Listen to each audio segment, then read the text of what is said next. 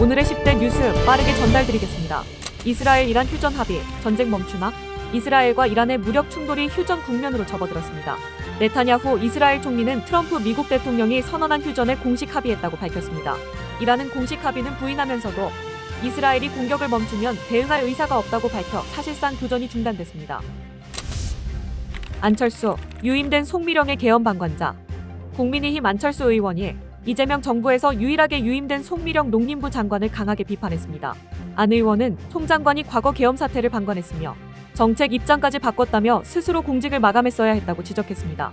그는 이번 인사가 실용으로 포장된 기회주의라고 비판했습니다. 이 대통령 평화가 밥 싸우지 않는 게 중요.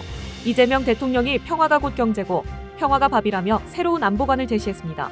이 대통령은 어제 국무회의에서 가장 확실한 안보는 싸울 필요 없는 평화를 만드는 것이라고 강조했습니다. 또한 공직자들에게는 서유기의 파투선을 비유하며 정책의 무게와 막중한 책임감을 가져달라고 당부했습니다. 해수부 부산 이전 속도 전 대통령 임대에서라도 이재명 대통령이 해양수산부의 연내 부산 이전을 완료하라고 지시했습니다. 이 대통령은 어제 국무회의에서 대선 공약 이행을 위해 새 건물을 짓지 말고 임대하는 방식으로 시기를 앞당기라고 주문했습니다. 강도영 장관은 A부터 G까지 준비돼 있다고 보고했습니다. 김민석 총리직이 마지막, 서울시장 불출마. 김민석 국무총리 후보자가 총리직에 전념하겠다며 향후 서울시장에 출마할 가능성을 일축했습니다. 김 후보자는 어제 국회 인사청문회에서 총리직이 정치의 마지막일 수 있다는 생각으로 전력 투구하겠다고 말했습니다. 다만 총리 임명 시 국회의원직을 사퇴할 의향이 있냐는 질문에는 생각해 본 적 없다며 즉답을 피했습니다. 여야 26일 본회의 합의원 구성은 여전한 숙제. 국회 원 구성을 두고 대치하던 여야가 오는 26일 본회의를 여는데 일단 합의했습니다. 우원식 국회의장과 양당 원내대표는 어제 첫 회동에서 이같이 뜻을 모았습니다.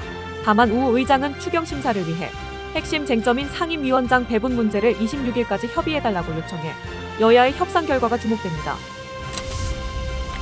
관세 전쟁 막으러 한미 워싱턴서 담판. 이재명 정부 출범 이후 첫 한미 고위급 통상 협상이 미국 워싱턴에서 시작됐습니다. 여한구 통상교섭본부장은 미국 측의 자동차와 철강 등에 대한 고율 관세의 전면 면제를 강하게 요구했습니다. 하지만 미국은 우리 측의 소고기 수입 제한 해제와 구글 지도 데이터 반출 등을 요구하고 있어 험난한 협상이 예상됩니다. 기재부 AIIB 총회 참석, 아시아 경제 논의. 최지영 기획재정부 국제경제관리관이 아시아인프라투자은행 AIIB 연차 총회 참석차 중국으로 출국합니다. 창립 10주년을 맞는 이번 총회에서는 아시아 인프라 개발 전략과 경제 협력 방안이 논의됩니다. 우리 정부 대표는 AIIB의 발전 방향을 제언하고 중국 등과 양자면담을 통해 경제 협력 확대도 모색할 예정입니다. 중동 휴전의 코스피 3100 돌파, 3년 9개월 만. 이스라엘과 이란의 휴전 합의 소식에 코스피가 3% 가까이 급등하며 3100선을 탈환했습니다. 이는 3년 9개월 만의 최고치입니다. 중동 리스크가 완화되자 외국인과 기관의 매수세가 몰렸고 삼성전자는 3개월 만에 6만 원대를 회복했으며 SK하이닉스는 사상 처음으로 시가총액 200조 원을 돌파했습니다. 장난하나 국정위 방첩사 개편안의 경로. 국방부가 내란에 앞장섰던 방첩사의 핵심 수사권을 유지하겠다고 보고했다가 국정기획위원회로부터 장난하느냐는 질책을 들은 것으로 확인됐습니다.